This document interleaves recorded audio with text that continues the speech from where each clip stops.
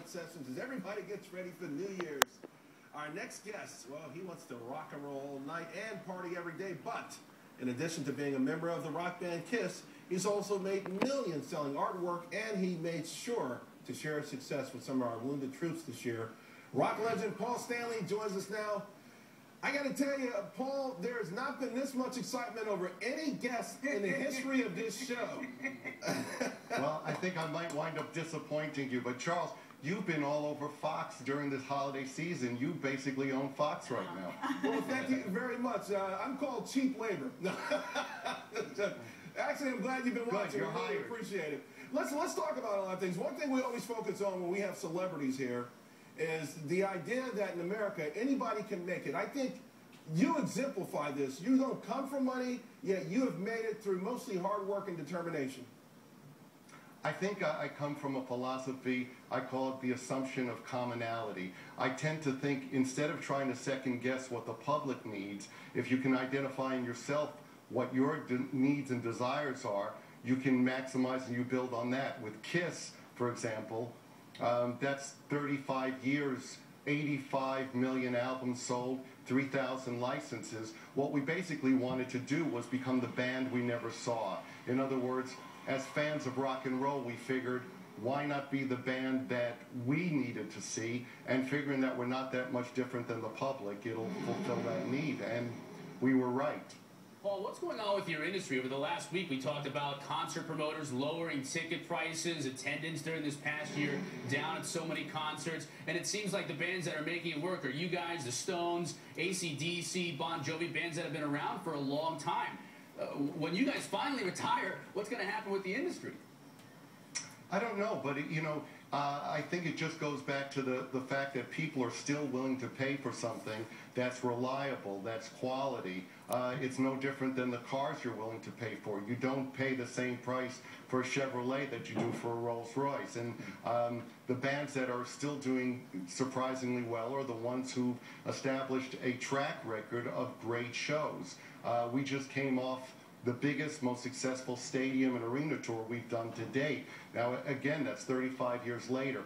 Why are people still coming to see us? Because in times of, I guess, tight money and a recession, people need entertainment, and I'm here to entertain. And entertain you did, and part of the excitement on this panel is me, because I'm a huge fan, and I've told everyone that we dressed, my brother and cousin and I dressed up as you in the band for Halloween. He was Paul Stanley, I was Ace Frehley. I followed you all these years. How did the art work in? Did you, in the back of your mind, think I need a backup, or was it just fulfilling a need that you had to get it out there?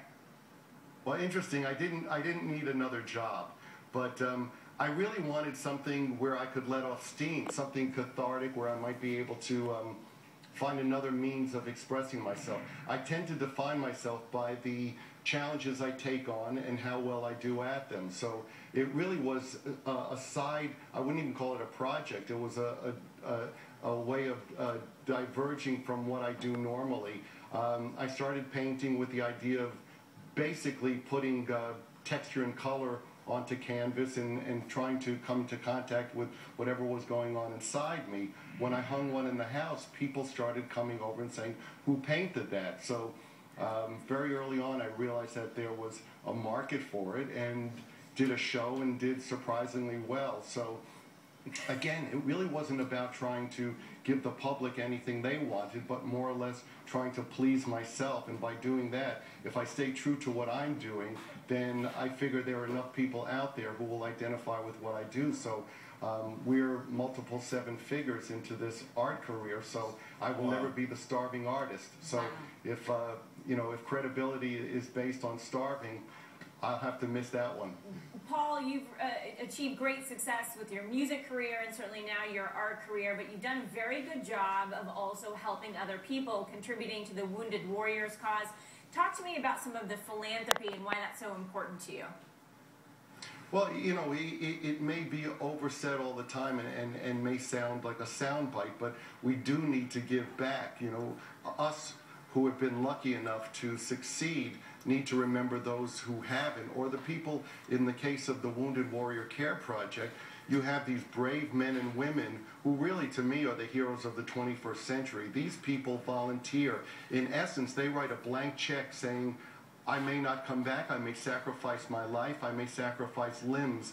And that's for this great country, to protect this great country and everything it stands for. So when those people come back here, they deserve not only a hero's welcome, but any rehabilitation and anything they need to find their way back into society. So we donated $1 from every ticket on this previous tour and gave $500,000 to the Wounded Warrior Care Project out of Augusta, Georgia, which is really the model that all of these rehabilitation centers should be. Paul, we talk often here about the role of government and things like this. Do you think the government is overreaching, overtaxing us, and too much of an influence in our lives right now?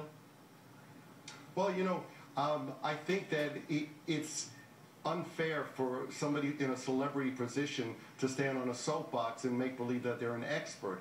But certainly as a person on the street, I think that the less government is involved with us, the more we have the incentive to achieve. You know, the idea of taxing the wealthy at a higher bracket, you know, you don't penalize success, you have to incentivize. So with that in mind, I think that people will stand up and do what's necessary to take care of those people who are not being taken care of. And sometimes, as much as the government may think they're doing a good job, we need to step up and dig into our pockets and make sure that job is done.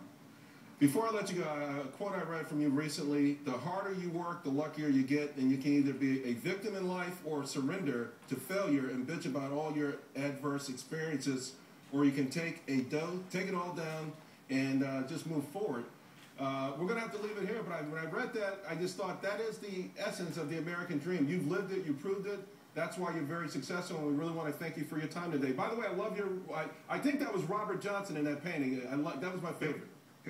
It was indeed, and God bless America. You know, Thank you. I am the American dream come true. You are. Thank you very much. We really appreciate it. Continued success and luck, and if you bump into Tracy, you better give her a hug, because she's going to be stalking you. I will. All righty. Well, of course, Paul Stanley definitely made our highlight reel, but find out who else made it next.